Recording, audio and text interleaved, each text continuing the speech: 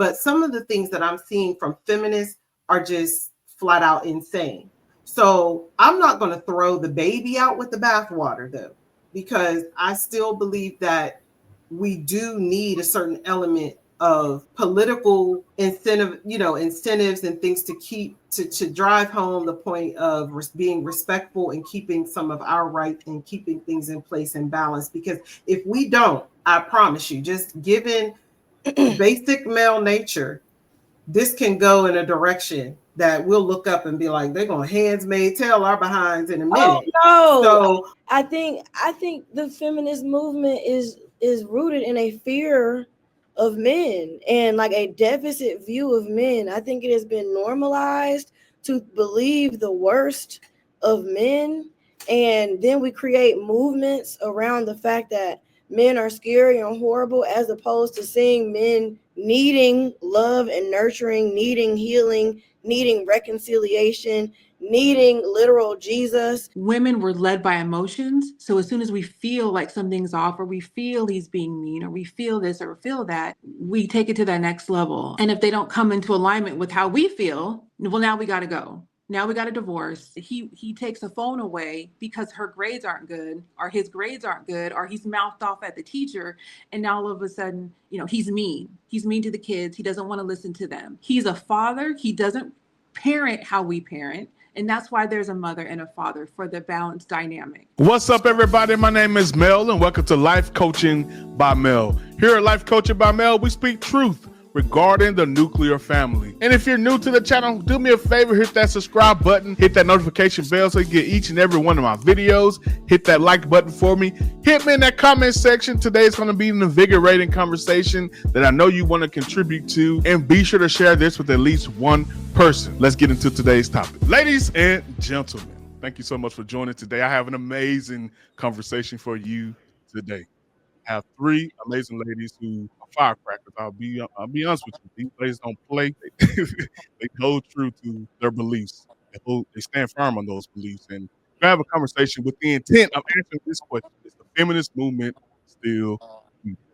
We're going to allow these ladies to introduce themselves and also answer this question for me. What has been your experience with the feminist movement? We're going to start with this.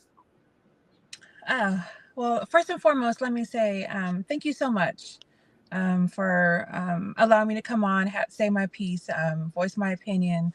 So thank you. Thank you so much. My name is Destiny, as you said, and I'm a mother of three, recently divorced, was married, basically together with him, I'll just say 20 total years. So a very long time. There was a lot that went on with that, and that's not this show, but just to give you kind of a back history, there was a divorce, 3 boys, 18, 13, and 10. And, through my experiences, hopefully next year I'll be able to start my own coaching life and health and wellness. I'm losing weight, about 65 pounds so far, with some more to go. So with my own journey, I really have a passion for helping women find their purpose, their destiny. So that's kind of my story with that. What is my experience? Your question was in regard to the feminist movement. I'll be honest, I have stayed away from it for the most part. Obviously in 2024, I would be a fool to say I haven't reaped any of the benefits of what the women previously before us have done, as far as allowing us to vote and all of that. So with that said, I'm a firm believer in Jesus Christ. So I have a strong relationship. I have a spiritual outlook on everything. So that's where I start, first and foremost, biblically, and I go from there. So I don't have a real relationship with the feminist movement. I don't relate for the most part. That's kind of where that stands.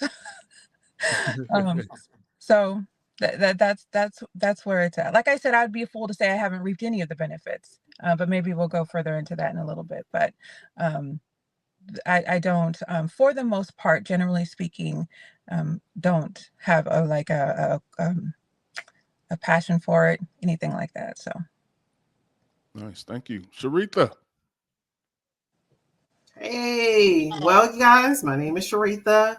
I currently live in a suburb just outside of Atlanta, Georgia. I am married and I have a mix of older and younger children and 2 grandchildren.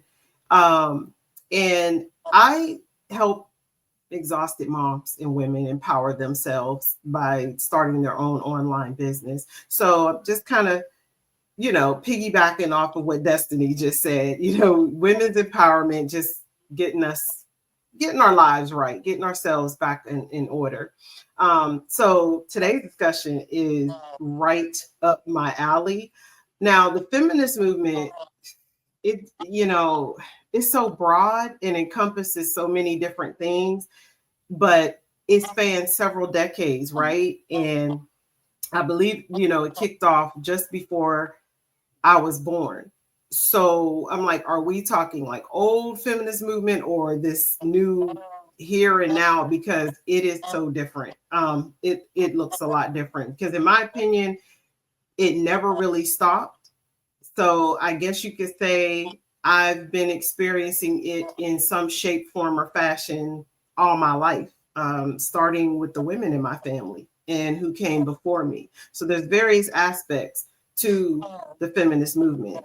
And to answer the question about, is it, I don't get caught up in I guess too tied down with the extreme side of feminism and things like that in the movement, but I do still feel it is necessary. And I'll elaborate on that, I guess, as this discussion unfolds. Awesome. India. Hi. Well, hey, thanks for having me, Coach Mill.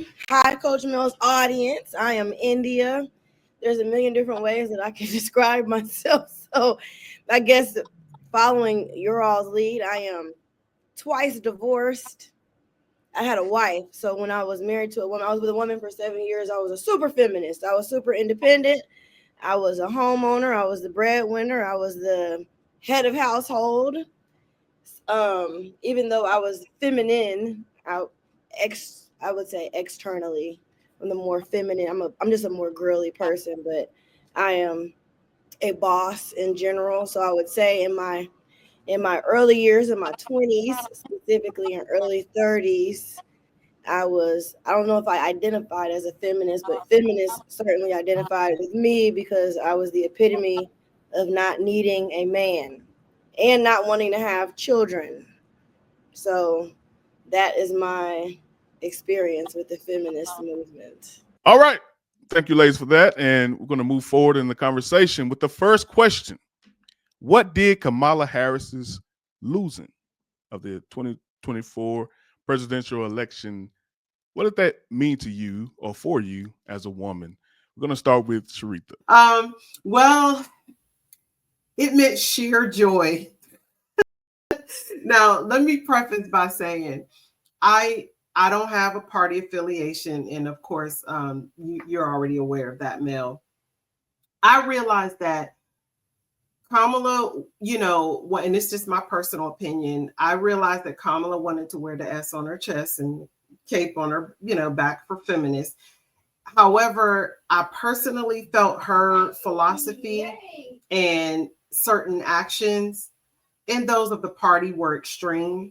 Words were minced and twisted and just flat out made no sense to me as far as like what they were saying about women's rights and how they're going to be taken away. So despite American women still being behind the curve, if you will, when it comes to equality with men, we've made a lot of strides. And the thing of it is we're spoiled now. There's no turning back the clock on that. And if men tried, there would be hell to pay and lots of fury, on both sides of the political aisle. So, her losing the election, what it meant to me, as a woman, other than me being glad, I didn't think she was qualified, but that's my personal opinion. It did nothing by way of my decision on the feminist, I hate to say feminist movement because I don't like labels, and and it's just so broad. But there are a lot of different avenues and aspects that a lot of us benefit from having advancements, in some of these movements, if you will. No doubt. India. What was the question again, Mel? What did her losing the election, how did it impact you as a woman, if at all? I mean, I can't say that her losing. Here's how it impacted me. Like, okay, here's an example. Last night I was sitting at a little tiki bar restaurant here in Tampa. Made some new friends. I'm always making new friends. These ladies, they graduated from high school together in 1970. They're all born and raised here in Florida. 6 generations deep, white ladies. 6 generations deep. What happens is they typically feel uncomfortable. People feel uncomfortable speaking openly about their views of the world around me because they assume that I am somebody who is like emotionally invested and was emotionally invested in Kamala's like success. So I experienced like people tiptoeing around or trying to find a common ground and saying something. Like last night, one of the older ladies said like, the world just still isn't ready for a woman to be president. And I just had to back her up out of that conversation because she thought that was about to be like a connecting point for us. There's generational gaps. There's all kinds of gaps between us. So she thought we were going to relate in that. And I was like, that's not my perspective, but, I love your hair. We could talk about something else. So I think that's what it is for me. I find specifically white women, they see Kamala Harris as their opportunity for us to relate and what it means to be a woman. And at this age, at 36, having lived the life that I have lived, I understand the power and necessity of having a man around. I understand the balance that is brought with that. And I don't really see the world as men versus women. That doesn't even make any sense to me at all. So that's how it affected me, I guess. Nice. Destiny. Oh, she changed locations. Oh, okay. I'm so sorry. I'm so sorry. It's all good. I'm It's all good. so sorry. Let me know where I need to start in on if it's my turn. It is your turn. What impact Okay, did I'm so her sorry. losing I'm have so on sorry. you? The impact, I was happy. I was happy. I thought it would have been a complete disaster.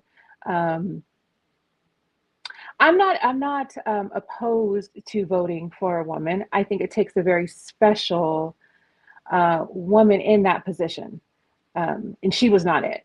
I am a conservative. I'm a Christian conservative, so obviously, I would prefer a conservative woman in the position, but she was. Regardless of party, regardless of her policies were so off the wall for me. She couldn't answer a single question straightforward. Nothing made sense. It was an embarrassment to me, even as a woman. So I was overjoyed. I was happy. Again, if there was a woman who I felt was strong enough, it's a very, very special position to be in, representing the United States, going to different countries, and as a woman to be taken very seriously in the presence of men. I can't say that there's too many women as a senator, as a governor that I could think of right now that I would even vote for because of that. But I'm not saying I wouldn't. It would just take a very special person, and she was the furthest thing from it that I could imagine. So I was happy.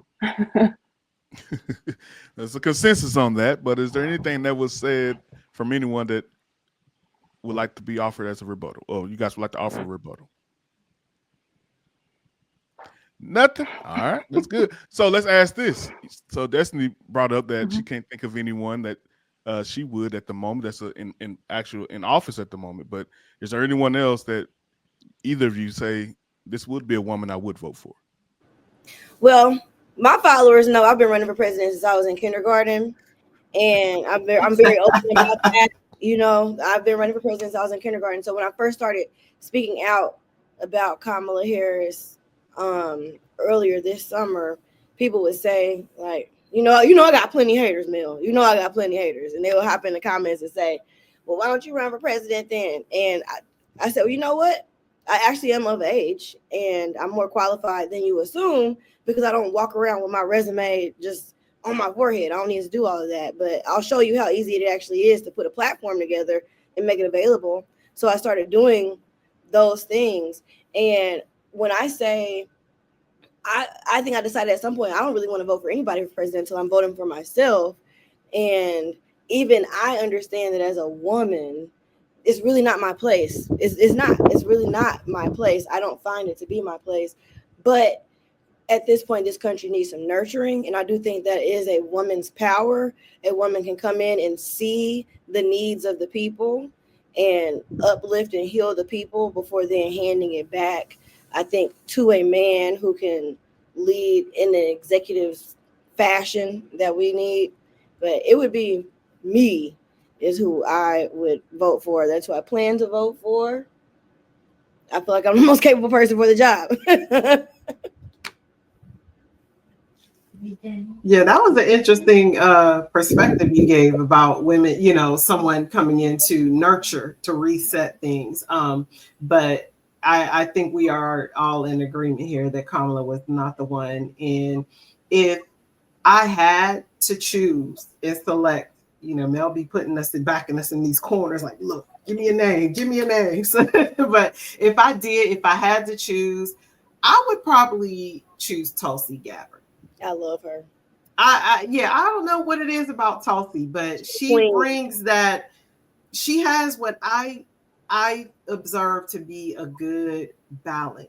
Mm-hmm. You know, she got a lot of strong masculine energy as well as the feminine, and you need both to, you know, to bring it like that. So yeah, if I had to pick someone and there was somebody, I mean, Tulsi ripped Kamala to shreds. Okay, when it came to the when they were debating the first time, and she ate her up, and all her points were valid, but it wasn't just about that. It was just more so what she stood for as well. So yeah, that would have been my pick, you know, if I had to choose someone. Yeah, no doubt. Destiny, you said no politician, but is there anyone else? Well, okay, maybe I'll take that back a little bit. I could agree. I could give her a chance.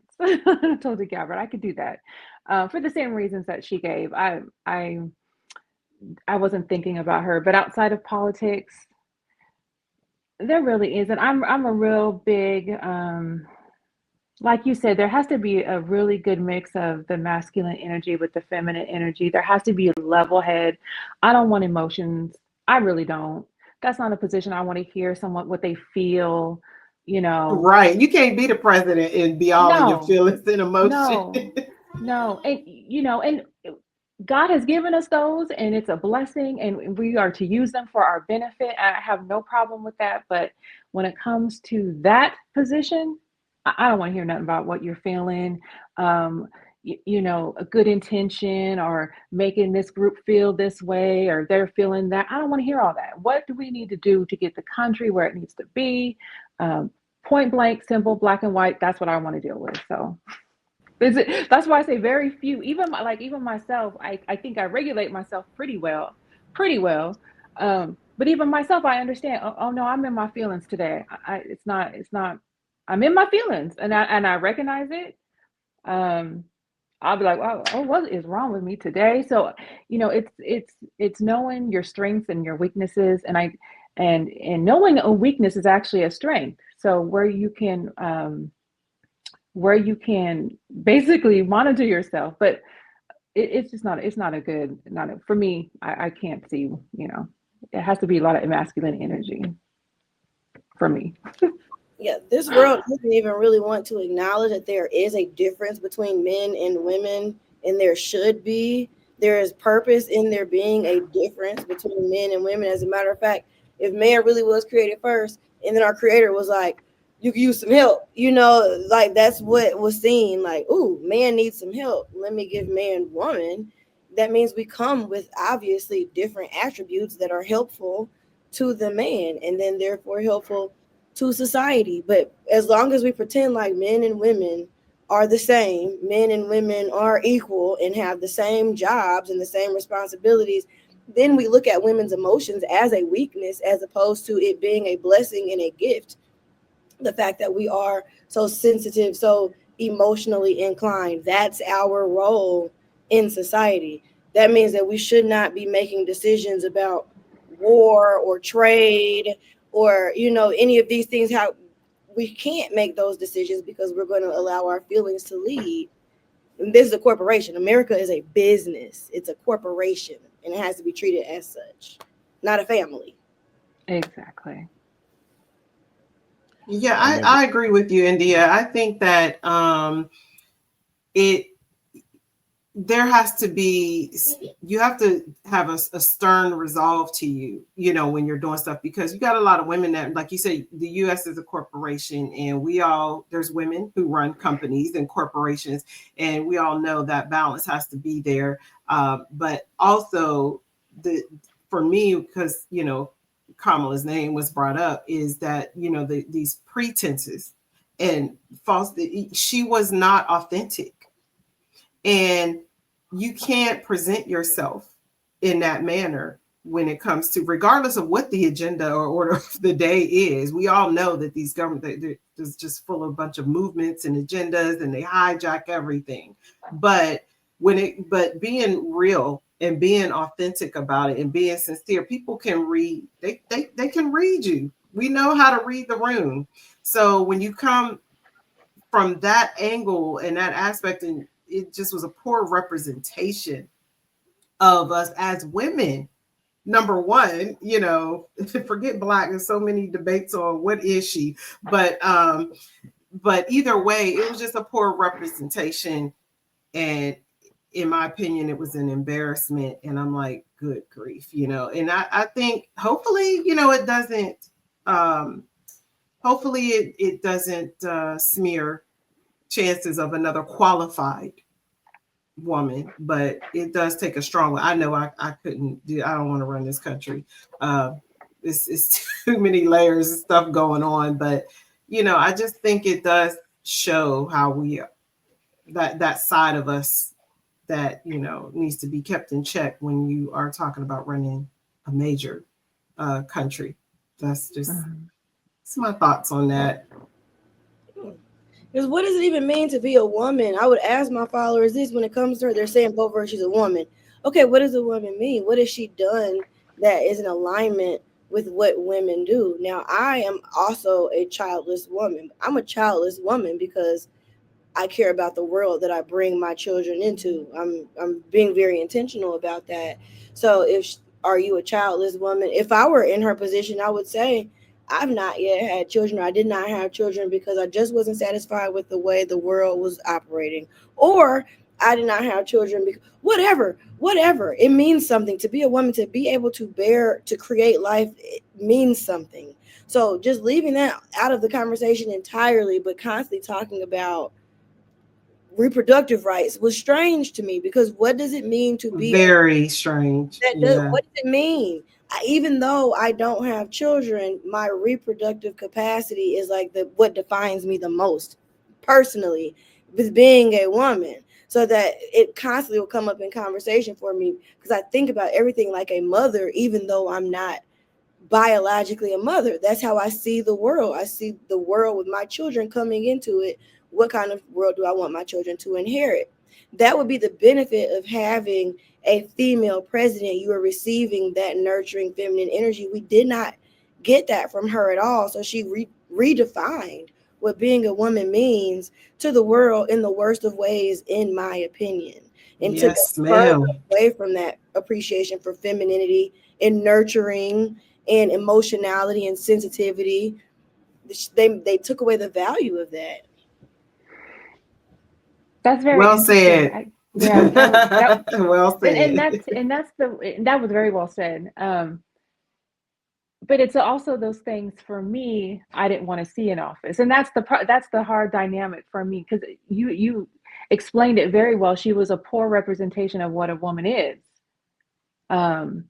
That's probably the difficult part of running for that position, because I don't want to see those attributes in that position, a nurturer per se, or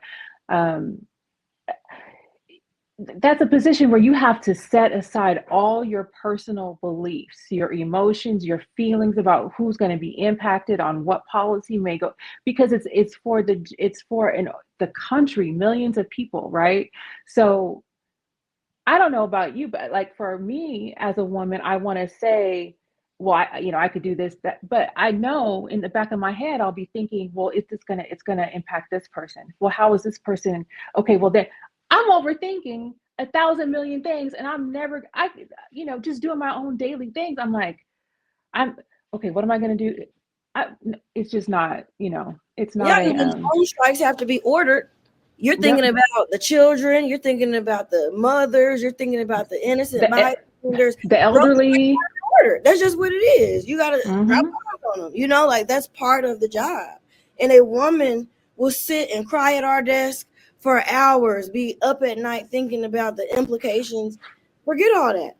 Drone strikes. That's just what it comes down to on behalf of this corporation. It's a really difficult position for a woman to be in. Extremely, I think extremely. Yes, and I think we would fail unless it was the right one. And then if you get the right one, if you get a woman with no emotions, she's vicious. Right. She's vicious. Something like a witch. There's nothing like a woman who's emotionless, can't nurture, don't want to nurture. That's scary. So for me, I don't, it would be hard pressed for me to find a woman. That's right, Destiny. You're right, Destiny. Who is that one that can do that? Like I don't know, because I know I couldn't. I'm telling y'all, it's me. Oh, that's right, India. Because it takes that awareness. Yes, these are conversations I have with myself for that reason. Y'all go ahead, but I love this. I'll write you in next time, girl. Yeah, I love it. I love it. I have a full campaign by then. India Johnson for president, 2028. Period. And it's so fascinating. Period. As I hear you ladies talk, it's just so fascinating how 4 years ago, previous election, we couldn't define what a woman was. But now you have a woman that's trying to redefine it or can't, hold up to the nature of what the definition of what a woman is. So it's pretty fascinating. Let's move on to our next question here. I want to add a little to it as well. So I want to answer, what was the original purpose of the feminist movement in your view? And now in 2024, is the feminist movement still needed? We're going to start with India on this. My dream come true. So I believe that the purpose of the feminist movement was to empower women who felt some bitterness toward men. Honestly, I believe that there was some situation that I don't believe this was happening in maybe the Black communities households at the time. I believe that because what our ancestors were coming out of, our men and women were coming together in a very strong way to heal and move forward, to strategize, getting ourselves to a place. And what you saw happening was the Black family unit, in my opinion.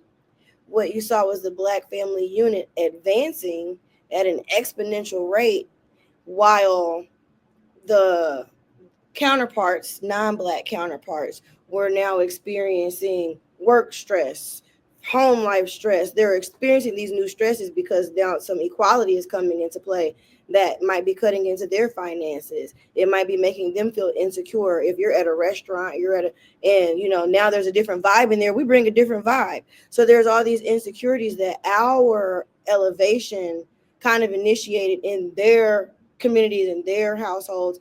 Then I believe there was strife between the men and the women because of that. It became competition. The women and the men did not want to be outdone by what we had going on with our elevation. This is my viewpoint. And I think from there it just became infighting because of that stress. They probably needed therapy. They probably needed marriage counseling. They probably needed to talk to a pastor. But instead, they became oppositional. And then they taught us how to be oppositional against our men as well. I'll go put myself on mute now. Well, answer the second part of it. Is it still needed today? It wasn't needed in the first place. It in my opinion, it wasn't necessary. Well, we need collaboration. We need to be joined together. I base my whole existence off the word of God. It don't mean I'm perfect, but some stuff just don't make sense. Like, where did it ever say in there that the women were supposed to be competing with the men and the women were supposed to be doing what the men do? It's very clear that women are not men and men are not women, and we have our own specific roles. I don't want to have to do what men do. I did it for 7 years. I did it. I don't ever want to do it again. You know, it's actually not fun. It's exhausting. And then these women wonder why they're stressed. They wonder why they're unhappy. They wonder why they're sick, because you're taking on roles and responsibilities, policies and procedures that don't even have anything to do with your existence or creation. I'm going on mute. All right, Destiny. Thank you. Oh my goodness, that was good. So I did a little research on this because I wanted to have a clear understanding of when and why it started. So if I could just, so I had to grab my notes. That's why I had to put, but anyways, so what I found was it really started in the middle 1800s. It's about 1850. And medieval women or European women could not own property, study, or participate in public life at the end of the 19th century in France. So it started with France and Germany. France, they still had to wear their heads covered in public at the end of the 19th century. Germany, a husband still had the right to sell his wife. As late as the 20th century, women could not vote or hold elected office in both Europe and the United States. Women could not conduct business without a male present. Married women could not exercise control over their own children without the permission of their husbands. And interesting enough, in the United States, women attached themselves to the abolitionist movement. Given a lot of that, that's why I say I don't have a problem of when and why it started, right? Being owned. You can't do this, you can't do that. So I don't have a problem with that. And like I said earlier, to say that sitting here in 2024 to say that women haven't reaped a little bit of the benefits, I would be a fool. But for me, that's where it should have stopped at that point. And the second wave started in the 60s and 70s. The third wave was the mid 90s, where we probably really remember. And I guess we're now in our fourth wave is what they're calling it. So yeah, no one wants to be looked at as property. No one wants to be sold off as property, right? We deserve to have the right to vote. And it's interesting that India, she pointed out, was it ever needed? I agree with that. As a woman of God, and this is something I didn't come into understanding really until the last few years. So this is very recent for me. We have a tendency to change the whole dynamic of what's going on based on a small percentage of people. Were women abused? Of course. Were they sold off? I'm sure, of course. But we changed the whole dynamic, a whole landscape based on more than likely a smaller percentage of what was happening. So yes, it was needed. I tend to agree with her. I don't believe that the vast majority of women were abused at that level, where it was needed to change everything that we see today to what we have now. I think we have a tendency to want what we don't have, thinking it's better, like the grass is greener, when really we ended up with a bunch of mess. So that's my take on it. So to answer the question, as far as is it relevant now? Do we need it now? No, because we can't. Men are winning women's awards. So where are the feminists now? Where are they standing up when men are pretending to be women, winning model awards? There was just one just 2 weeks ago on Monday. He won a model, the best model of the year award. There was Nevada was crowned their first transgender woman in 2021.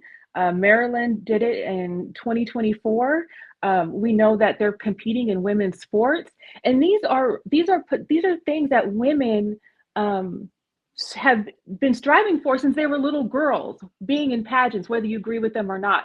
They were doing this since they were 5, 6, 7, 8 years old, right? And like they get there, or they get to play the sport, and all of a sudden now now they're competing against a man.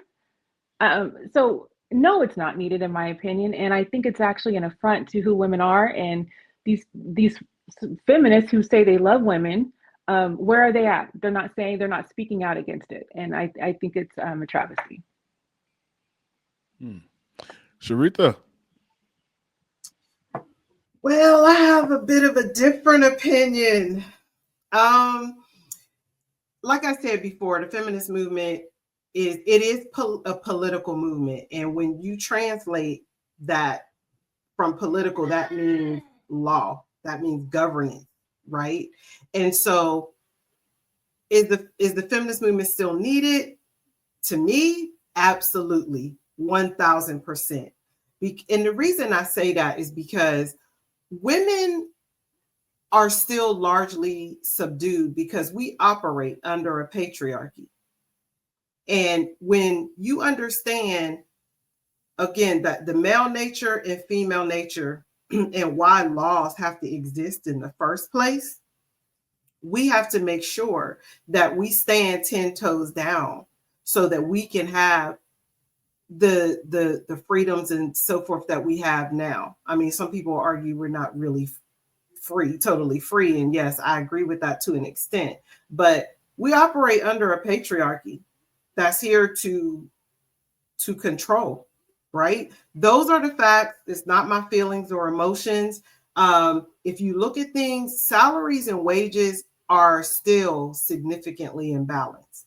Even with the progression, all the progress that women have made, and even with women as heads of household, they still don't want to pay women the same or more than men.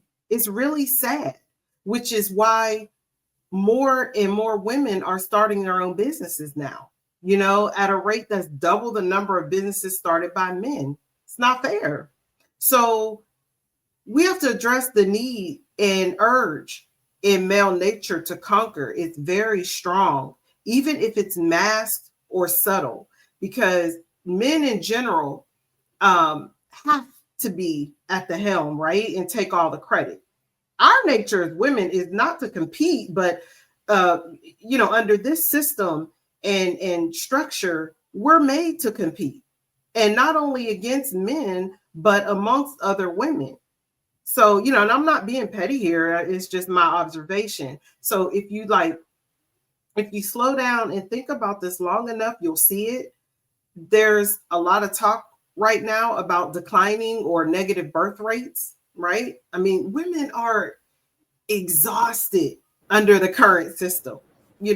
Somebody lied to y'all when they told you women were genuinely happy with this. Like, only enlightened or men of high moral standing will respect the need for a healthy balance and support what I would say, I guess, a healthy track of feminism, not the rogue and crazy. So, because I think a lot of us, we tend to look at what we're seeing with all this, some of the bodily autonomy issues and things like that. I mean, yeah, we can go back and forth on that all day, but some of the things that I'm seeing from feminists are just flat out insane.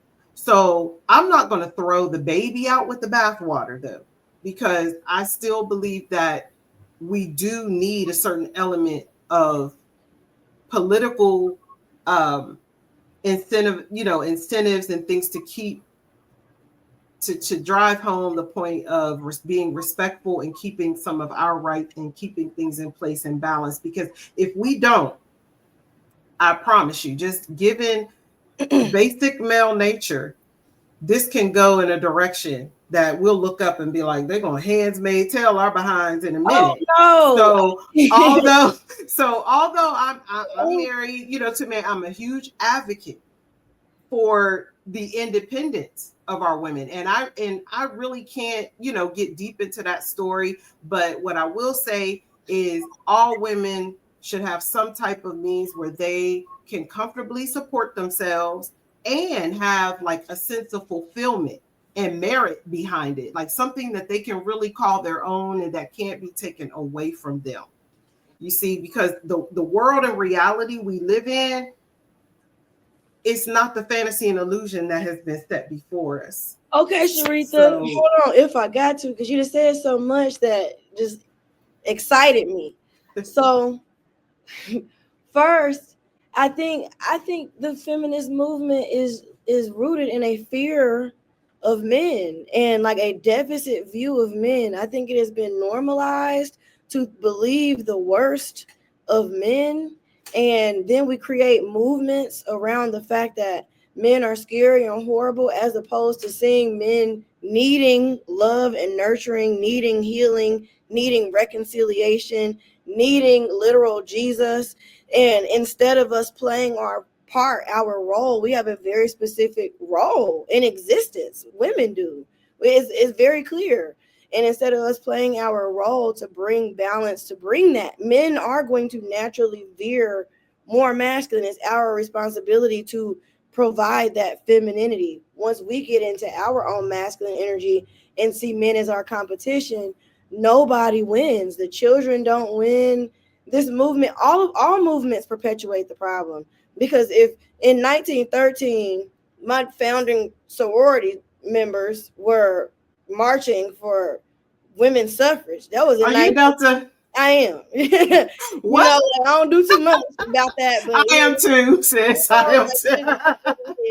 So if I learned in 1913 these women were marching for this, like, and here we are a century and a decade later, and we're still saying it's the same issue, the same problem. That means that we're perpetuating the problem. Like all of these problems, we're perpetuating them by believing they exist and then creating whole systems and programs and policies and procedures around them. Men are not our enemy. Men, and we're supposed to be led by men. That's God's order. That's God's design. Okay, so can we back up for a minute? Right now, I want us to get out of that. I want us to really pay attention to what we observe with male nature and what has happened.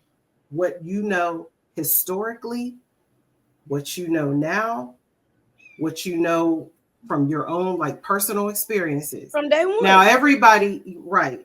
Now, when you look, and I'm not saying all men are like this. Like, but this God gave men women. Well, let me help. Like, and then let her finish the thought. Yeah, let me finish, because there's more than meets the eye here. There's a whole lot more that I would love to have a dialogue with you, India, and share with you, because there's a lot that we are missing and that we're not told. I understand you are coming from the traditional Christian aspect and Christian's perspective, and even these laws and rules that are in the Bible, okay, are there for a reason, because the men of that time understood very well male nature. This has nothing to do with us and our feelings and our lovey-dovey and wanting to nurture and whatever. This is where you got to get to nature and understanding the nature of a man, right? Understanding nature of women. This is where we as women, we are not taught these things. And this is why laws are in place in the first place, because I think you have a whole different perspective. If they lifted a good bit of the laws and what do you call it? Citations and different things for what we see going on for rates, killing. I'm sorry, I don't know if I can say that word, but if you let men run amok and at their own free will, I'm talking about those that are not enlightened. If you just don't have any laws and they could do what they want to do with the women, this has already happened over thousands of years. These laws, these things exist. Women are flawless. Women are perfect. I know what I said. No, I never said that. But I know what I see, and I know what I observe, and I know that that I can't ignore at all. This has nothing to do with movements and somebody programming me in my head. I know what I see and I observe. Okay, And I feel like if you lift certain You get the floor just a protections, second, India. if you lift certain protections, you would, I truly, deeply believe you will have a different perspective on this. No, you're right. Okay, so here's one. I don't. So but historically, if Teresa, you look at if I may, because you're bullying the floor. So give me no, I'm not bullying. Let's I'm pause. just saying, you talk without breathing, so nobody else can get something in. So I just got to get this in, because otherwise you'll filibuster. So India. No, I'm not taking nothing personal. Just we good. I'm not taking anything personal either. Yeah.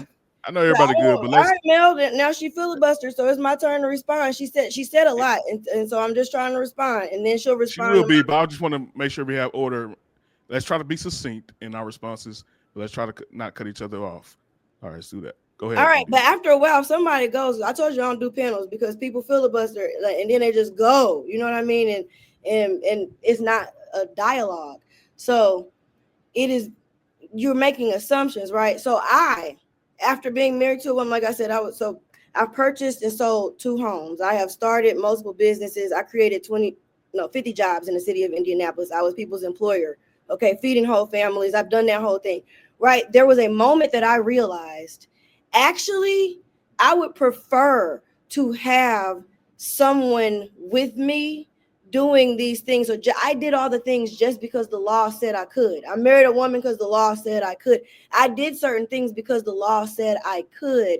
And then after living through them, I acknowledged why the old law was in place. It made sense for me why these traditional values exist, and I understand how they would benefit the family unit, is all I'm saying. So you cannot make the assumption that if these laws were lifted, but I also don't see women as victims. If women are not being paid what men are being paid, we have a mouth that can advocate for ourselves. So when I was making $75,000 a year and my white male counterparts were making $100,000 a year, I just marched myself into the CEO's office and did not leave until I got the raise that I was owed. I did not take no for an answer. So that is on us as well. We can't put laws around making men do right by women. Women have to do right for ourselves as well. And I'll leave it there. Yeah, no, this is not me saying you're right, India. I don't know you, but no, I don't want it to get to a point, because it's the depths for which this type of conversation would have to go. We don't really have the time for it on this panel. And I'm always open for in-depth discussion on things. However, I had to back up recently over the past year. I realized I had to really back up to understand the world in this construct that we are in, that it does require looking at why certain laws and things are in place in the first place. Why are they there? So that's I'm just going to leave it there, because we can go down the rabbit hole all day, which, we just don't have time for that. But yeah, I'd like to continue the discussion on another day, another panel, whatever. I'm game. But I'm sorry, I don't know what happened with Destiny. I think she's probably coming back. Okay. But anyway. I mean, if there's a way you can concisely say what you're looking to say, it would require a lot of in-depth, just going down the rabbit hole of, and I don't want to, this particular panel for today is about this particular issue. You know what I'm saying? So I'm just being honest and trying to be respectful. I got you. Destiny's back. I'm so sorry. For me, I like definitions. Words matter. So when someone says the nature of something, I think it's like, what exactly does that mean? And then I can kind of go from there. But anyways, there was a lot that was said there. A lot of times when I hear women talking about inequality with pay, there's typically a reason for that. Women are mothers. Sometimes we're not at the job place as often, or maybe as long as a man can be. We have other dynamics that come into play with that.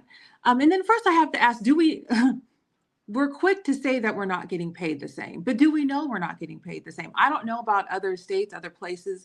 Unless you're having a one-on-one conversation, I don't know what my coworker is making per se, other than if we start at the same time and there's a standard, like you get paid this much to this much. So first I have to ask the question, how do we know we're not getting paid the same? That's my first. We, through those, exactly what you said, those conversations. If you're not having those conversations, of course, then you wouldn't know. But Right. yeah, it does come up where, yes, it gets revealed.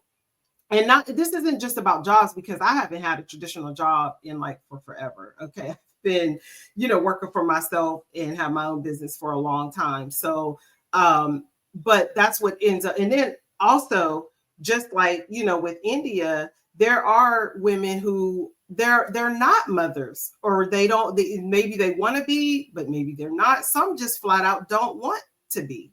So I just feel like that should not, we should still, as women, just as women, period, whether we're mothers or not, should not have to be dependent or play second fiddle. And like you said, when you backed up in the history earlier, Destiny, and I'm glad you did that. I really, appreciate that, because it shows that at one point we weren't able, we were suppressed heavily.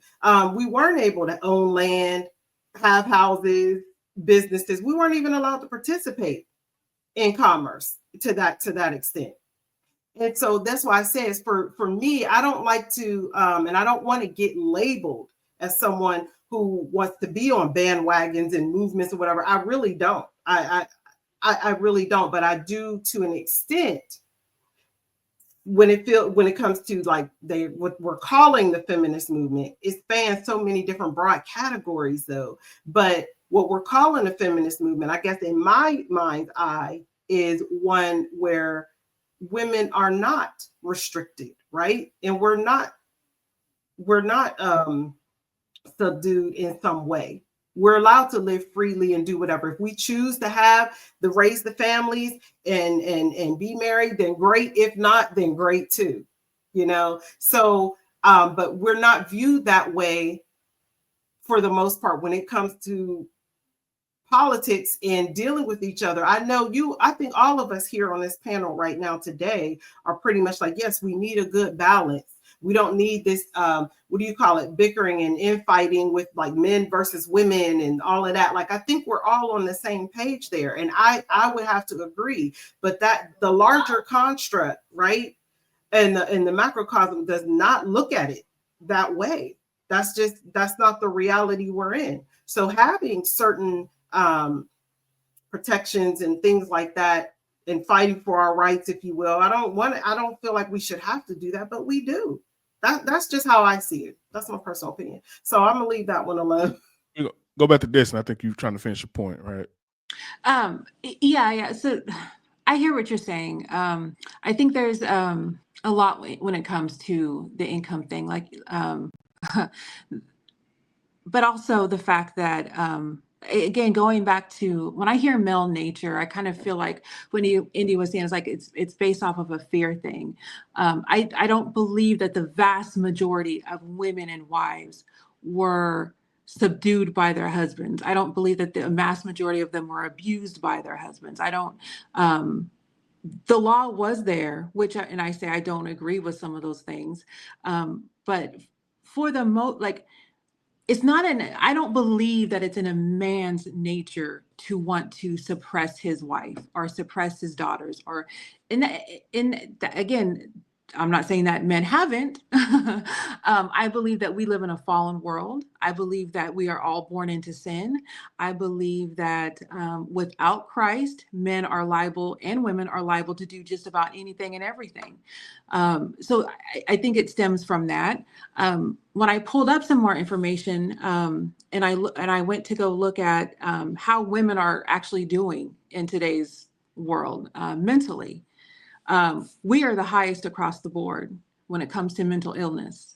So you have to ask yourself why. So all these things are put into place, right, that are supposed to benefit us. We're supposed to be these boss chicks. We're supposed to be able to make all this money. We're supposed to strive, and we're college educated, and we can do both, and we could have families and raise our kids. But yet, the prevalence of any mental illness, males, it's 19.7%. Females, 26.4%. Mental health treatment, we know men don't typically get help, but it's 41.6 and females 56.9.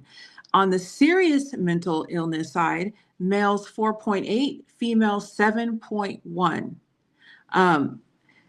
So something's not lining here. Something is not adding up for me when we say, we're supposed to be so much better off than what we were 100 years ago or whatnot. I think it's I'm sorry, go ahead. No, go ahead. Yeah, I was going to say to that, I would say let this be your final thought on this, and then we go to India, one more thought on it. Okay. I would just real quick, I think it has to do with women not having the real like support system. And I don't mean just the man's not the man's not there or not in the house or whatever. I don't mean that. I mean, because you can still be married, still doing your thing, wanting to do your thing, and still be stressed out because you're trying to please your husband, you're trying to balance things out with the kids and make sure everybody's good, and it's stressful. So this is where we as women have lost a good bit, and I say this general, I'm just generalizing, right? Where we have lost the support of women are amongst ourselves, like being able to go to a group, that core group of women and friends that you trust, that you can go to, and family. We're spread out. We don't live, families are spread out now. So you just can't go and get the support that you really need. And, that kind of adds to the mental health issues. But yeah, that's it. I'm done. All right, Enda, final thought on this. So the way I view my life at this point, I see myself creating a village. I see that as a responsibility of women, especially alpha women. We birth villages, or we birth communities. We at least birth a family or a village or a community. You could birth a nation. Some women have birthed whole nations. And I see it as that is my responsibility to birth and nurture a nation, which is a big, huge job. Eve had that job. Eve could not have done that job without Adam. So even the most powerful of women we need a balance of a most powerful of men to do whatever it is that we've been created to do since the beginning of time. And I feel that any woman who cannot accept that is operating in some level of unhealed masculine energy based on something that has occurred, either epigenetically or in this lifetime. If we continue to see ourselves as separate from men, and we just do not want to acknowledge that we need men as much as men need us, we're just going to perpetuate these issues. We need to heal. All of us need to heal so that we can accept that we really do need one another. I personally would not be upset that a man is making more than a woman. Personally, in my household, I would expect for my husband to make more than me so that I can give my energy to nurturing our children. I want to be doing bath times. I want to be baking pies. I want to be nurturing my family in that way. That's what I want to do. I want to be creative. I want to do that. So I would not mind. I would actually prefer to have a man taking those responsibilities. I would prefer to be submitted in a way that many feminists do not. They cringe at the thought of submitting. But it's a thought that I'm in love with, actually, no matter what I've been through. Spirited conversation, ladies. I love it and I appreciate it. I thought I got to get my, come virtually and come separate y'all, but it's all good. We made it. All right, we're going to move over. You ladies went to perfect segue to our next conversation. You brought up the family a lot. So I want to ask this. In 2024, what effect does the feminist movement have on the nuclear family? We're going to start with Destiny.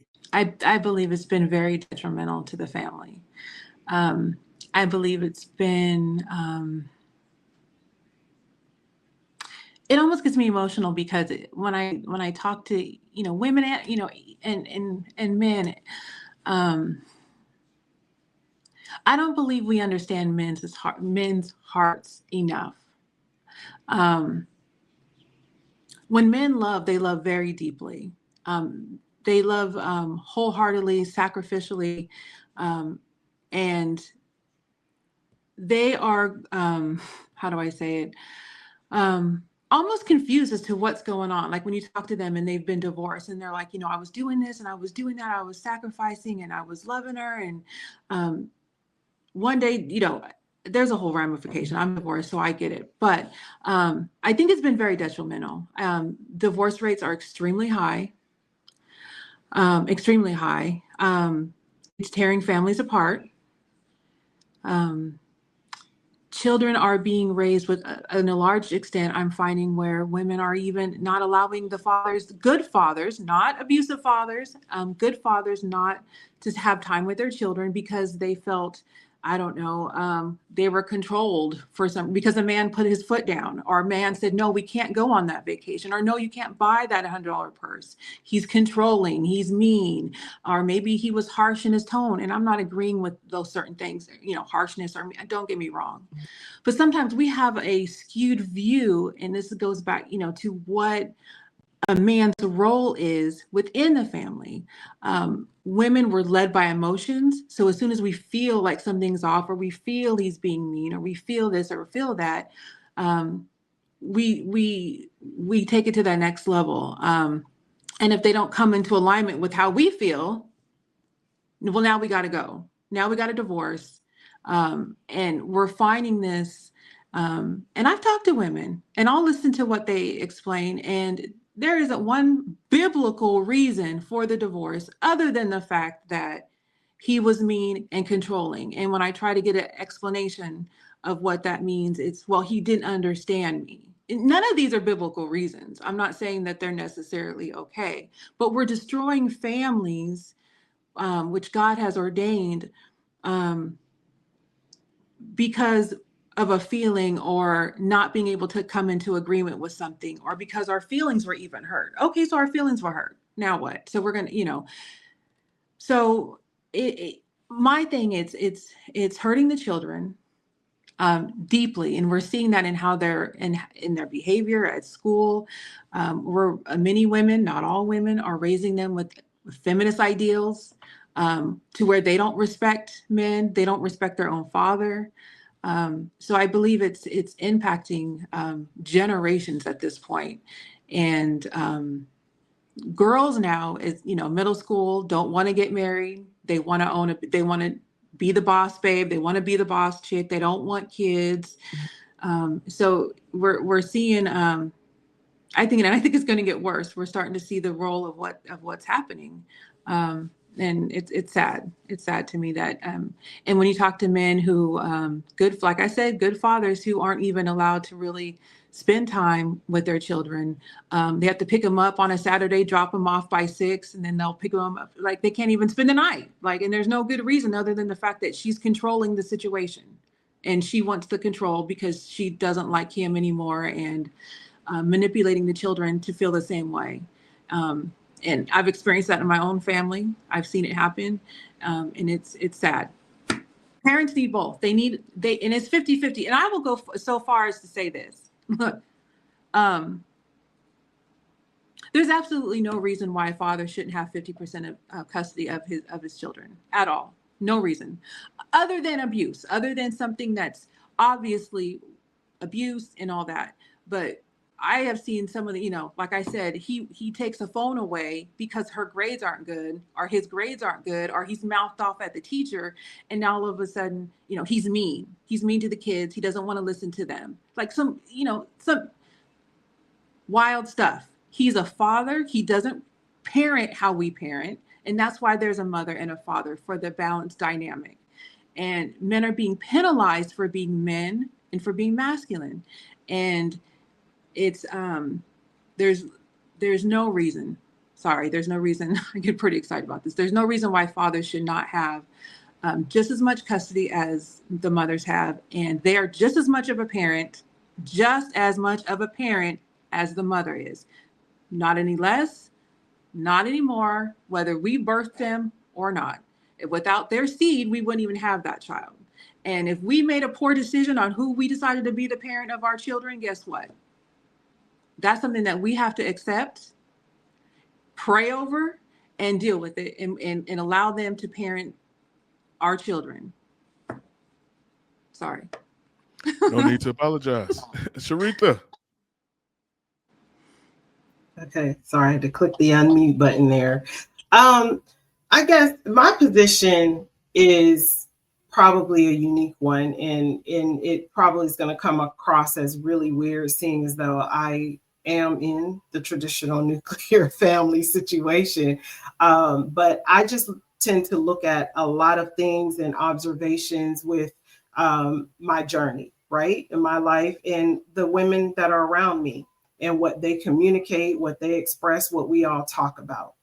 And one of the things I have to say about it is enlightenment for women leads to empowerment. It really does. The more enlightened that we become, and enlightenment that women obtain, the veil gets lifted about the fantasy, like we've been sold, about the construct called the nuclear family. And it is a construct. It's something that we have to kind of go in deeper. I did not bring everything with me kind of to talk about that specifically, but the nuclear family is not always the best fit for women, or for even, some men for that matter. And women, I agree, women have gotten to a place now where they're more vocal and more, they're being more comfortable now expressing this. At the end of the day, women are fine. Just because I am in the nuclear family and whatnot doesn't mean that I'm going to put down somebody who is not, or does not endorse it. That it's just not for them. So I think that women are finally acknowledging themselves for who they are and what they want, and demanding to be respected for that. And men want the same thing, right? I feel like, what's good for the goose is good for the gander. So a lot of times, this whole nuclear family thing it might not go the way people thought it would or expect it would. More nuclear families could be split up and are splitting up, right? But unfortunately, if that woman is smart, she'll establish a great support system or village, that can catch her if and when she falls. And the same goes for the man as well. It's just a really sticky thing. And I think, Mel, we were on another panel where we talked about, the nuclear family. And I kind of touched on this. So it works for some, doesn't work for everybody. Just like you have various religions and people from different backgrounds and spiritual backgrounds. Everybody has a right to their flow, and their journey and what they believe in. And I respect all of it. It's what makes us who we are. I still, at the end of the day, I still like to see good balance in whatever it is that we're doing. Whatever that means for it, the individual that is that chooses to walk a path that they want to walk. So that's really all I have to say about it. All right, nice. India. So I was intelligently created by the Most High God, as were the trees, the birds, the butterflies, the squirrels, the clouds in the sky, the sun, the moon, all of that. And all of it has order. Everything in nature that was created intelligently by the Most High God operates in a certain way without disruption by the nature of those things. What makes mankind different is that we were given consciousness and we were given free will to operate outside of that intelligent design. if we all did the hard work of choosing to operate within our intelligent design and in alignment with it, even when it's hard, a squirrel still crosses the street knowing that big unnatural objects are flowing across the street. Why? Because they still do what's natural to them, no matter what has been added to these circumstances. I'm sure it's hard to cross the street as a squirrel these days, but they do it anyway. So it is hard to maintain a nuclear family. My parents have been married for 36 years. It has been 36 of the most tumultuous years. And I used to wonder why. I used to beg my daddy. I used to beg her to get up out of that.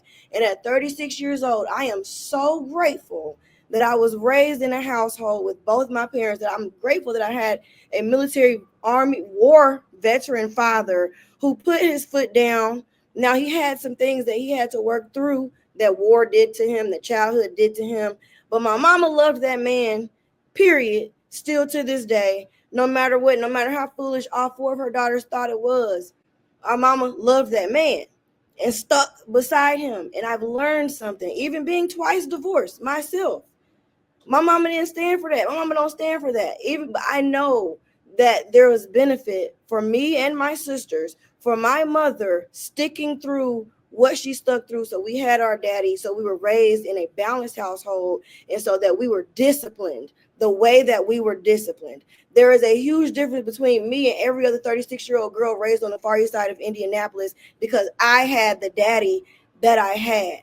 And that is a standard. The word of God tells us that correction is in love, and those who reject correction are fools and will perish. It is a guarantee. So when we as women run from the presence of a man, it is because, one, we are not used to that energy, and we are rejecting the correction that man's energy brings. I will never, ever, ever speak against, now that I am mature and I have lived through it and I am a living testimony to it, I will never speak against the importance of the nuclear family. That is something that was created by design by God. The nuclear family is the first institution. It is the only natural institution that we have. And literally every institution that has been created by man is designed by what it looks like a family unit looks like, starting with the head, going down to who is next, and then branching off the way it does. Every institution is modeled after that nuclear family. So I'm just here to say that if we all continue to be in active pursuit, like you said, Sharitha, of enlightenment and of healing, we can get back to our nature, which is to see one another with loving eyes and to stick with what God has created us to do. And it's hard and push through, and always operate in love. Number one, as opposed to seeing our partners with a deficit view. And if you are in a nuclear family, Sharitha, you're the spokesperson of it. So what I hear you saying is that I'm in it and I hate it. I'm in it and I don't see any benefit of it. I'm in it and I'm not inspired by it. I'm not in it and I'm inspired by the existence of it. I'm not in it and I aspire to it. If you're in it, we need you to be the spokesperson of it. Otherwise, that's what is going to kill it. The people who are in it, who just don't want it, are going to be the ones who kill it. Floor is open for a response or rebuttal. No, I did. Destiny, did she answer that question yet? Yeah, she went first. Oh, okay. Yeah, no, actually, yes, you read that correctly. Let me say, I'm in my second marriage. Okay. And I've talked about this before on prior podcasts with Mel. The first marriage, it was okay. But and now my second one, even though this one is better, I was born and raised, brought up Christian, right? But then over time, my journey took me away. I'm just into my spirituality. That's where I am right now. My husband is Muslim. And a lot of people say, well, how do you guys make that work? We do. Surprisingly, we do make it work. But just due to my path of enlightenment and what I now know and have discovered, I feel like, knowing what I know with this nuclear family and just, I know a lot of people start with the Bible, okay, with, oh, this was ordained by God and this is how it's supposed to be. But what I personally know to be true is that we're not backing up far enough. We're not going back. Everybody's like, well, what's before the Bible? It's a lot, okay, that has to be, that when you interpret, the Bible was supposedly inspired, okay, by a man that wrote this. You got to back up to ancient times and civilizations to really get to the meat and root of how culture was done. And so that's the journey that I have embarked on. And when I look at how much effort and work it takes just to make the nuclear family work, there is a reason. By the way, the family is an invention that came about. It's not what people think it is. But you're right. I do agree with you. Yes, I don't fully support. I'm not 100% on board with forcing somebody into a nuclear family situation, because it doesn't flow well with everybody. It really doesn't. People have different backgrounds, and I respect that. I come from different my family is blended, different backgrounds, different beliefs, different things. So you just got to go with what your spirit, what flows best with you. You know what I'm saying? If it works for you and that's what you got to, but I'm not going to cheerlead something that I personally am like, well, it's not bad, but I'm not 100% thrilled about it. But we make it work. Me and my husband, we love each other. We respect each other. We've been married for over 11 years now. So, and we get along better than some people who are like cheerleading and champion the nuclear family. Okay. So it's not really about that. It's what works and suits the person and wherever they are at in their journey. That's really what I'm about. I hear what you're saying, but what you're saying is it's not working. Something is not working, but it's not the institution that's not working. It's you and him. And if it's from your perspective, anything in my life that's not working, I immediately reflect on what is it? What do I have going on? Why am I in this? What got me in this? Or is it my perspective? Like it's me. Everything you're an enlightened person, so you know that the entire universe around you is a reflection of what you're universe in you. So any misalignment comes from an internal misalignment. So I say that to say that we're having two different conversations, because Destiny and I, as followers of Christ, Destiny and I are operating under this very specific mission of bringing forth the kingdom of heaven here to earth. So what we see is how the function of humanity is in the kingdom of heaven, and we're trying to operate that way. But if one does not believe in or see or already have the kingdom of heaven in their heart, you're going to see things differently. So there are just some things that we're just not ever going to. And that's my point exactly. Yeah, that was my original point. Yeah, that's my original point. We're going to see it differently, and like I said, it's good to have a healthy level of debate and offer different perspectives. But I agree with you 1,000%, India. It's you're going to always see something different, and just because you think or believe in the nuclear family the way you do, and it doesn't mean there's necessarily a misalignment. It's just where each one of us are individually in our journeys, right? This thing we call life. And so, no, it doesn't mean that. Like I've said before on a prior podcast, I've been married twice now, and in between, I was single for about 8-9 years. I was the happiest. I admit it. I tell everybody I was the happiest when I was single. And I looked at my life and the way things flowed and what was going on. And I was a single mom. I had, my 2 older sons. And some things are just for people and some aren't. But I don't condemn anybody, like either way for what their beliefs is and what they are. This is just the flow of life. Just because somebody doesn't think or look at something the way I view it, I'm not going. Hey, it's all love here. No doubt. Go ahead, Destiny. I'm glad India spoke on the fact of being a child, seeing her parents go through what they went through in their mom and in her perspective. That was interesting, and that was one thing for me, being married to my children's father. people always people ask me, do you regret this? Do you regret that? You should have left then. You should have left here. You should have, given me all these things of what I should have and shouldn't have done. First of all, I was guided and directed by the Holy Spirit in everything that I did. So yes, I could have left year one. I could have, year 3, 5, whatever. But the fact of the matter is, my boys have such a strong foundation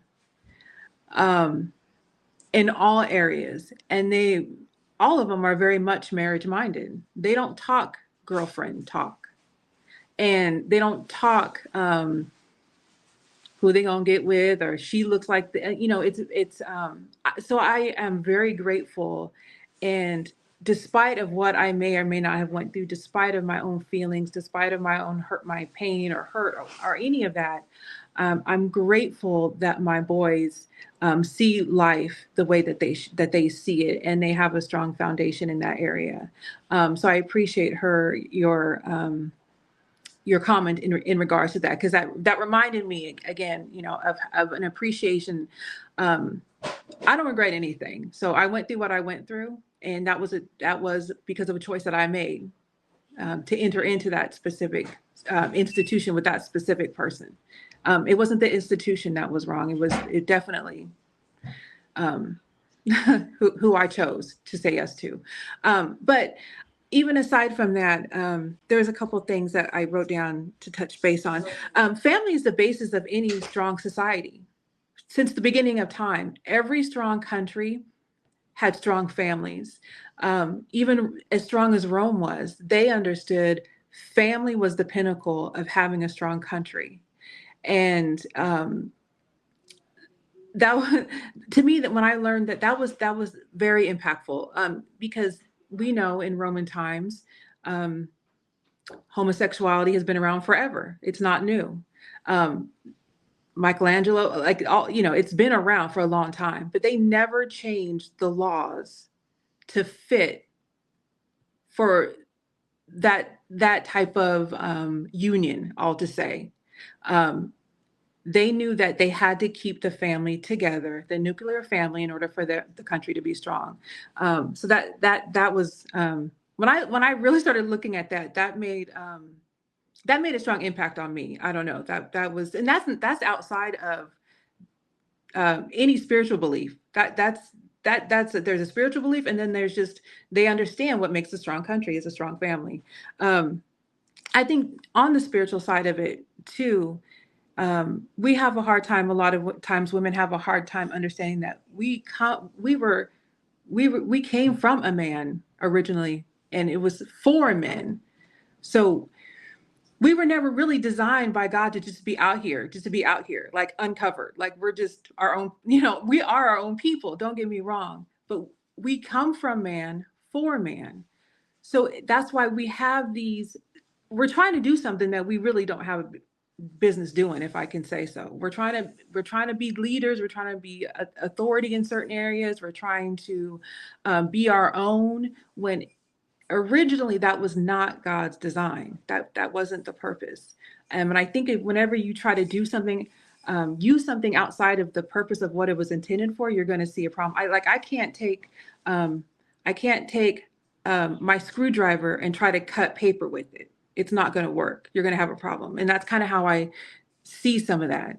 And again, we are equal but different. We have different roles, and we are just equal to the heirs of the kingdom as men are. But we definitely come from men for men. And I think when women start to understand that and really learn that and appreciate that, it's actually a strength, and there's actually freedom in that. To be covered. And I think what has happened is that some women have been taken advantage of, sadly. And so we get a skewed view of how that is. And like India was saying, a lot of healing needs to take place. I needed healing. That was the first thing that I did, because we can become bitter. We can become resentful because, we thought we were doing it right. Right. And then it blows up in our face. And so then our first reaction is, well, I can't do that. This isn't right. When in actuality is we have to go back and where did we Where did we, accountability, get it wrong? And once we can answer the question, where did we get it wrong? It helps realize going forward what we need to do to make a change, to make our next situation, if you want to get married or whatever, a better one. So it really has to start with ourselves, accountability, asking where did we get it wrong? Even just simply by the choice of saying yes to the wrong person. If something starts off wrong, it's really hard to make it right. So that's kind of my thoughts on that. It's a lot. It's a lot. I Sorry. just think the most beautiful experience. Now, I was only a man's wife for 7 months, 8 months total, from paper to paper, from signature to signature, 8 months. But it was the most beautiful experience. I really enjoyed it. That's when I fell in love with being a man's wife. So even though he has his own demons, and that was just something that was never going to work out because we were not equally yoked, what I discovered about me is that I am in love with that position. I am in love with being the helper because that means I'm helpful. I'm in love with being used because that means I'm useful. Like, to be present for your man, that man that is designated for you, to be able to be present for that man, and he can, we're like Dora's backpack. Anything that man needs, he can just, anything that you may need, I've got inside for you. That's what it means at this point. That's what it means to be a wife. Anything that you may need, I've got inside for you. And it sucks. Like, it drains you. Even with that one, like with that man, with all those demons, that man came out a far better person. He came out of that marriage a far, far better person than he went in. So I know I did the wife thing, and I could close that chapter and be okay with it. It sucks. It's exhausting. It's painful. But when you look at what you've done, when you really give it all you've got, being a wife, and you look at the children that you raised or birthed or whatever, you look at the home that you created, you look at whatever has come out of this man, there's honor in that. There's real privilege in that. And we get rewarded for that as women. We may not get rewarded this side of glory, but we get rewarded for that. I know it. I know Destiny knows it. You can feel it. And that's why we keep going no matter what. And that's just my attempt to minister in this moment. I'm not trying to change your mind about anything, Sharitha, but if I'm ever offered an opportunity to minister to somebody's heart, that's what I'm going to do. Like, there's just something about having Christ.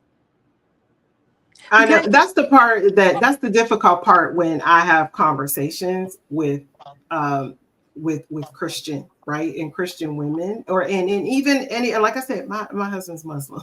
So there's a lot of traditional foundations and things that are built in there as well. So it's difficult to have the conversations like this without really going in deeper, right? And I understand this isn't the time or the panel for that, but it just makes conversations like this, I'm not trying to wanting to come in and step on or override anybody's toes, because I can go deeper with my explanation on why my beliefs are what they are, but it's going to unravel the sweater, and people are going to find themselves like, oh, I don't like that. It's just going to be uncomfortable conversations, if that person is not really ready for it. So, I'm going to leave my thoughts right there. And hey, if we get invited back to have another panel to explore and go deeper on some things, then great. But, until then, I appreciate, having this conversation with you ladies today. It really does. But I understand the need to feel like, I want to minister. And, a lot of times when people hear you're not a Christian anymore, whatever, they feel like you're a lost soul that has to be, you need to be saved. And that's not, see, and that's not the case. That's not the case for me, but I understand, and I totally respect, where you ladies are. Like I said, I am really about balance, and like you said, love is the order of the day. Like, at all costs, love is where it's at. We gotta love each other. No doubt. We're going to Destiny on the last word on this. We're going to last word. just real quick, and it won't be long. I did want to add that I do believe if someone doesn't want kids, if someone doesn't want to get married, please don't. Like, because you will just create a wake of hurt and pain in your path. So, and as Paul said, I wish that everybody could stay like me, single, because then your focus can be on God and Christ and your mission for the kingdom. So please, I do want to say that if you don't want to get married, don't. Like, you don't, like, no, you don't have to, right? And also, I don't lose my train of thought. And to India's point, and I love everything that you're saying. So, and I know you won't take offense to this, but I want to make sure that anybody listening, marriage can be work. I don't want anybody to think that it necessarily sucks though, or that it's horrible or hard or, oh my God, like, I don't want, being a helpmate is a special position. And even, well, I don't care. Okay. So as even a husband or a wife, you need the Holy Spirit. You need the Holy Spirit. Men need it to deal with their wives. Women need it to help their husbands. It's very difficult, and it will become hard if you don't have that foundation and within yourself to seek Christ in prayer. Take your husband in prayer to God, and for the husband to seek Christ, for his wife. How can I learn her? How can I understand him? It does go, it's so far beyond what we want to take it because of our own pride. We don't want to go to God and say, how can you fix me? What am I doing wrong in this situation that can make our family better, can make my marriage better? So can it be difficult? Yes. Do you have difficult moments? Yes. Does it have to be super hard? No, not when you have two people aligned who love Christ, who love the Lord, who understand there's a bigger vision besides, do I love him? Do I love him? Okay, yeah. It's bigger than that, though. There's a greater purpose of how he makes me feel. Of course, I want to feel good. That's not the purpose, though, right? So it's so far beyond just me and him. If that's all we're going to look at, it's never going to work. You're going to constantly be fighting, divorce, all that. So that's just what I wanted to say, too. It's so much further beyond the two individuals. And if that's what people are looking at, it won't ever work. And it'll be very difficult, very hard. Get the Holy Spirit, rely on the Holy Spirit. Trust the Holy Spirit. Don't trust your husband. Trust the Holy Spirit and who's the Holy Spirit that's in him. That's. Okay, I'm sorry, Mel. If I just quickly, I don't mean, because you're right, it doesn't suck. But when I say suck, I mean like you can literally feel it pulling out of you sometimes. Like it will deplete you when you're doing it right. When you do any job that you're doing, doing right, it's going to deplete you, and you've got to have a source pouring back into you. Mm-hmm. Okay, that's it. But thank you for that. Lovely conversation, ladies. I need y'all to bring it on this last question here. We're gonna start with Sharita. What message or potential controversial take would you like to give on this topic as we wrap up today? Okay. Hold on. Sorry, phone was going off. Okay. So what is it again? What final? Final message or potential controversial, meaning say, get it off your chest. Whatever you want to say, just say it. Would you like to have on this topic? I mean, I think I've already said pretty much a lot, that would be considered controversial. But, I just don't want, what I said earlier to be misconstrued. We all agree to some extent that men and women will never be equal. In so many words, we're just not going to be equal, but we're just not meant to be forced into certain circumstances simply because it's, counterintuitive. I think some things, and when I say forced, I don't mean like somebody holding a gun to your head kind of a situation, but forced can be done through programming and indoctrination, right? So there are some things that now, as I have grown and walked on a journey of understanding who I am, this world, God, whatever, I just feel like there are some things that goes against our very nature when you really dig deep into it. So that's the thing. A lot of people, that I have conversations with don't really go deep underneath the skin to uncover. They just kind of stay on a certain level with their beliefs, and it gets very difficult to have those more intricate conversations on certain things. So but either way, I just think that at the end of the day, women, we have to be more responsible and accountable for our space, our mind, and body and spirit, right? And the only way to have that in today's world is to ensure there are, we have some checks and balances, right? In certain things, and laws to maintain order. We know that men are physically, right, stronger than us and can overtake us, and some would love to live out their savage fantasies by keeping women, enslaved. But oddly enough, there are even some women that believe complete submission to their man means sacrificing their own happiness. And I just don't follow those traditional laws, and not laws, but the principles as far as that goes. Like, I don't think anybody should be sacrificing their happiness just to say, oh, I just want to be a part of this nuclear family, and I just want to have this thing. Like I said, I respect whatever decision a woman makes. Every woman is on her own journey. So that's really, all I want to say about that is, just, controversial or not, that's really that's how I see it.